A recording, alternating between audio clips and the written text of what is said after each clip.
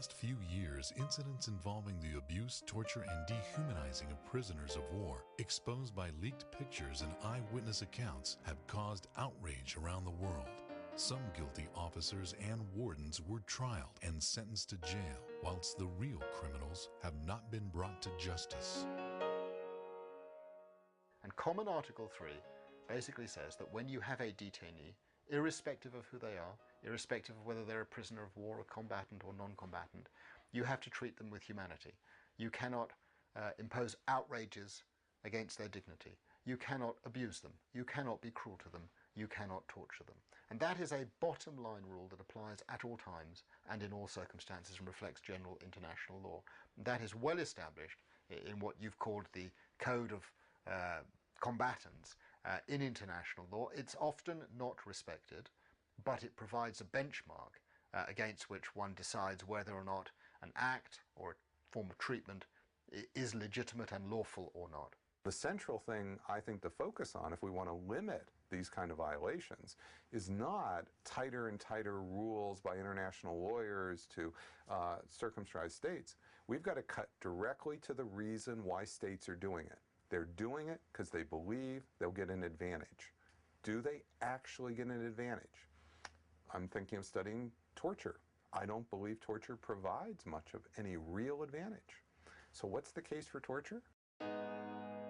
Many practices that are contrary to human rights are being increasingly justified as means to obtain important intelligence and to fight the war on terror in general. Unsurprisingly, this has resulted in much international and domestic debate over the effectiveness of these methods. The Islamic perspective on this matter, however, is crystal clear.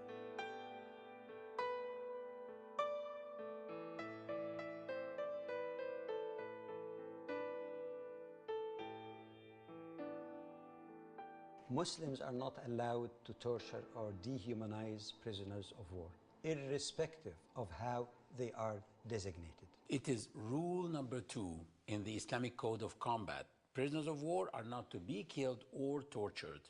This rule is solidly established, and it was clearly observed during numerous incidents during the Prophet's time.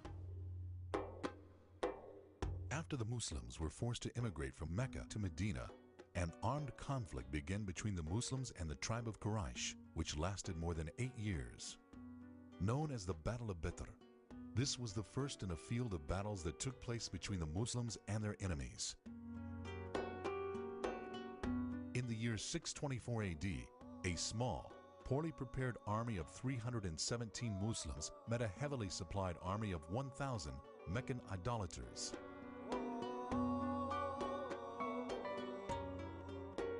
The night before the battle took place, an intelligent unit of 3 companions of the Prophet arrested 2 men who were bringing water from the army of Quraysh. The Prophet's wisdom shone in his chosen method to extract information from them. It is a clear display of the high standard of morality to be implemented when dealing with prisoners of war.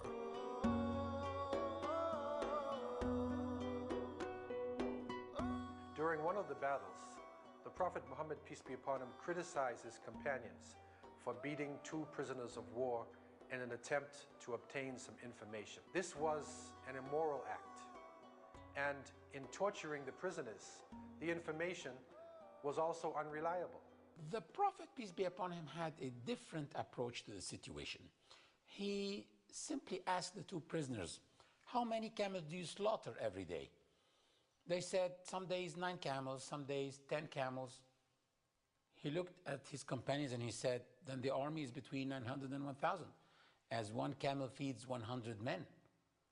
The Prophet's technique in obtaining information during war was far removed from any violence or dehumanization of prisoners of war.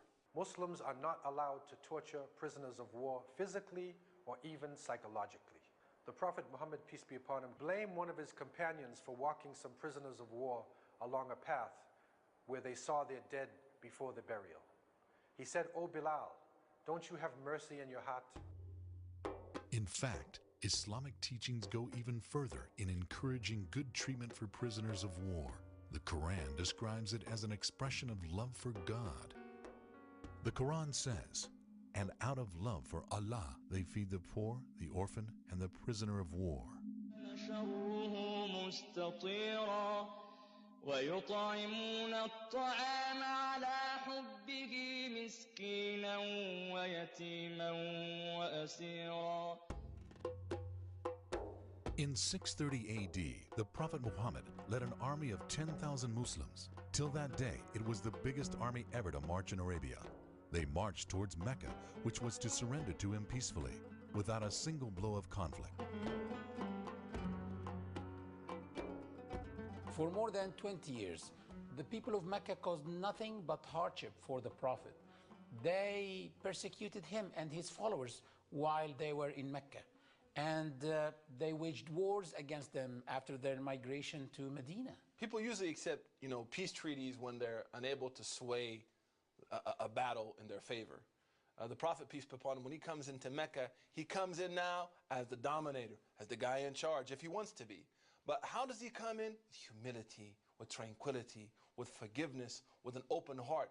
It's almost unbelievable to see someone that could act in this fashion towards people who killed his uncles, who persecuted him, who embargoed him, who treated him with such evil actions, that he comes back and says what? To these prisoners of war, he says, whoever wants to be safe, let them go to the house of Abu Sufyan. Abu Sufyan was the greatest enemy of the Prophet. So this is a historical moment which Muslims have to reflect on from that time to the end of time, on how Muslims should treat their adversaries in war. The Meccans gathered, and the Prophet mercifully asked them, "What do you think I will do with you?" With fear in their hearts and tears in their eyes, they said, "You are a noble brother and a noble nephew." Prophet Muhammad announced a universal pardon. He said, "No reproach upon you this day. May Allah forgive you." And their lives were spared, and their homes and properties remained in their possession.